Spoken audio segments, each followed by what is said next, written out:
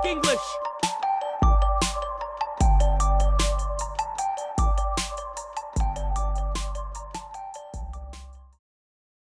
No cap. That was the best concert I've ever been to. Stop capping. Yo, you, or. I'm not even joking. Right. I mean, we hear this literally every day. We really do.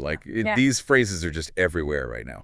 And if you look closely, they all circle around this one single idea, which is establishing truth. Exactly. It's, this constant need to prove you're being honest. So today, we are going to decode this entire no-cap ecosystem. And for you listening, whether you're an advanced English learner trying to just navigate these conversations or you just want to understand this language better, this deep dive is for you. We are unpacking the whole thing. Yeah, it's a really fascinating linguistic shift to look at. We've got some great cultural guides and linguistic breakdowns as our sources today. Right. So, okay, let's unpack this from the very beginning before we get into the crazy broader culture of it. We need to establish what these words actually mean literally. Yeah, the baseline definitions. Yeah. Exactly.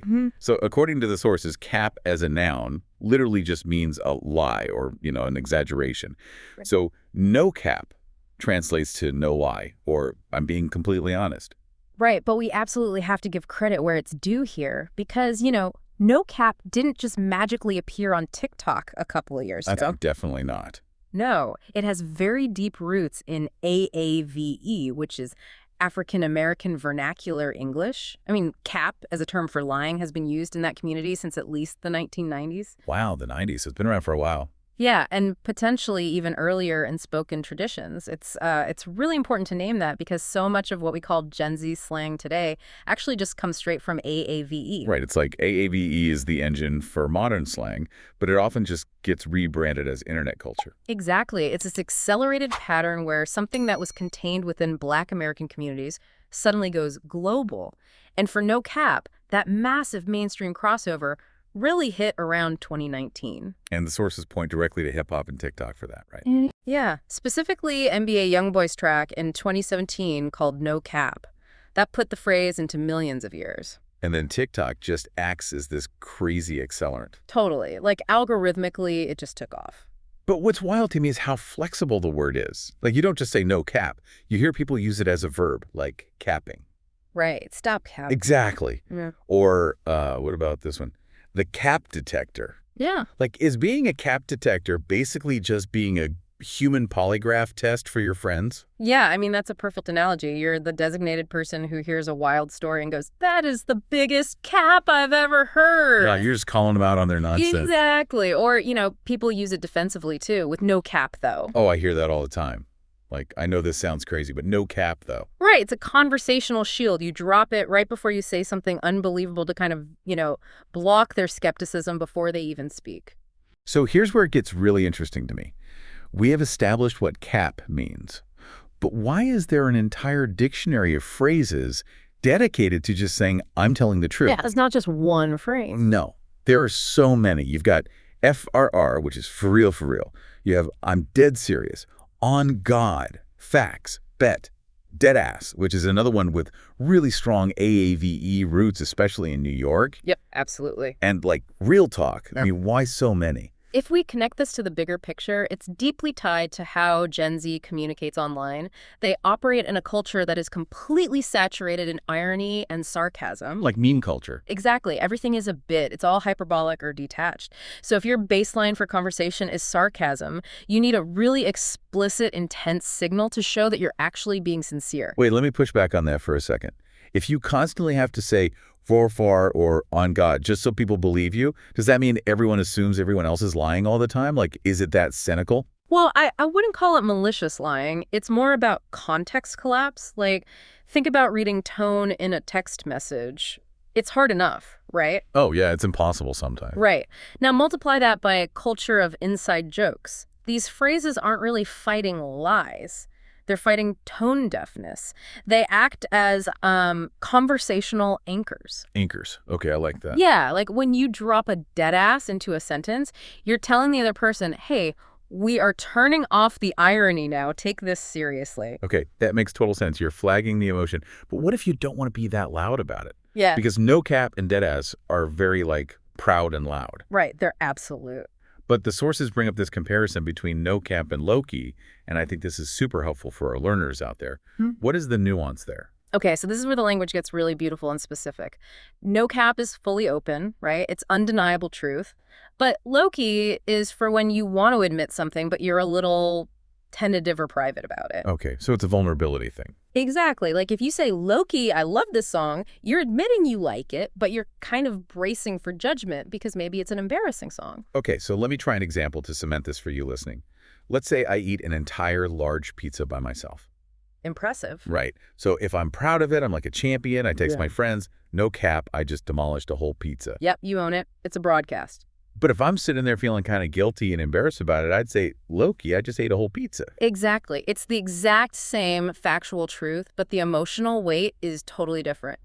Lowkey is your protective buffer. Oh, that's so specific. It is. And the language even has a counterbalance for it, which is high key. Right, high key. Yeah. Yeah. If lowkey is a quiet confession, high key is unapologetic. Like, I high key love that show.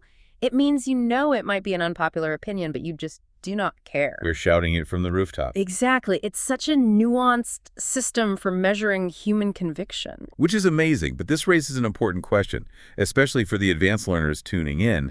How do you actually use these without sounding completely ridiculous? Ah, yes. The cringe risk. The cringe risk. Because the sources are very clear that if you just drop these into formal settings, or if you force it, it fails spectacularly. It really does. You can't use no cap in a professional email or a presentation. And honestly, for non-native speakers or anyone outside the culture, mechanically inserting these words is dangerous. Right. It sounds like you're just reading off a flashcard. Exactly, because this isn't just vocabulary, it's an identity signifier. When you force it, it sounds deeply unnatural, like an unearned intimacy. It proves you're trying too hard to fit in. So what's the advice then? Just never use them. The advice from the sources is to listen first. Let genuine exposure happen. You have to hear how native speakers pace these phrases and then let them emerge naturally in your own casual peer conversations. Don't force it. That makes sense. Though the sources also point out the age factor. Like, no cap has been around the internet long enough now that it's experiencing semantic bleaching, right? Right. It's washing out a bit. It's moving from super exclusive youth slang into the more general, mainstream American lexicon. Like you hear athletes or even news anchors saying it sometimes now. Yeah, so it is a little safer for learners to try out than something highly specific like deadass. But you still have to read the room. Totally.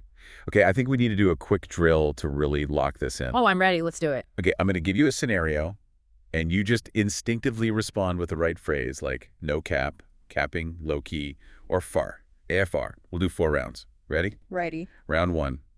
Your friend claims they just met a huge celebrity at the coffee shop, and you 100% think they are lying to you. Oh, I just say stop capping. Perfect. Round 2. You went to see a movie that you fully expected to hate, but it was actually amazing. I'd say no cap. That movie was incredible. Nice. Okay, round 3. You are telling your friends that you are dead serious about moving to another country next year. Like it's really happening. Frah, I'm actually doing it. Love it. Final round. You secretly, kind of like a really cheesy, terrible pop song that everyone else makes fun of. Low-key, I love this song. That's it. You nailed it.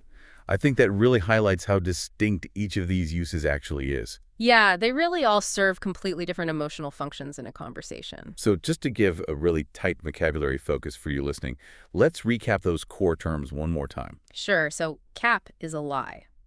No cap means no lie, or I'm telling the truth. Right. And furfar. For real used to emphasize that you're being genuine. And lowkey. Admitting something privately, tentatively, or just quietly. And we can't forget the roots. AAVE. African American Vernacular English, the linguistic foundation for almost all of this terminology. Exactly. So what starts as just a passing internet trend is actually this incredibly complex system for navigating irony and managing our own vulnerability. Yeah, it's a survival toolkit for sincerity online. It really is. Which leaves me with a final thought for you to chew on today. Language is always shifting, and we all use words without really thinking about where they came from. We definitely do. So, no cap?